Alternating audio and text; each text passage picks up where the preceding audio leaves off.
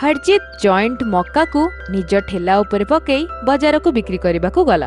मक्का neo भाई मक्का neo. हरजितर joint मक्का neo. चटपटा मक्का neo. हरजितर चटपटा जॉइंट मक्का नियो भाई मक्का।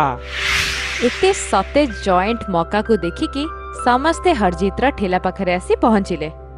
तेबे मक्का खाई गोटे स्त्री लोक ता स्वाद विषय वर्णना करी जाई कहिला, वाह भाई वाह, ए जॉइंट मक्का देखिबा को जेते सुंदर, तार स्वाद भी सेतिकी बढ़िया। एई भलिया मक्का ना आमे केबे खाइचु नाही केबे देखिचु।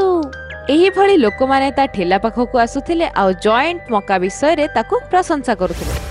आउ एबे हरजित भी बहुत भल टंका रोजगार करबा आरंभ करि दैथिला। हरजित एबे से औषध को किछि गछ उपरे पकई ताकू जॉइंट मक्का रे परिवर्तन करुथिला आउ बहुत टंका रोजगार कला।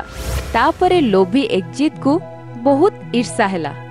आउ एकजित मनरे भड़बड़ होई कहिला, ए मूर्ख हरजित तो मोर बजार रे पूरा धंदाटा को बंद करी सारलानी। जना नाही आको केमिति कुहुक पुटुली गोटिए मिली जाईची। हे पत्ता लगेबा को हबो।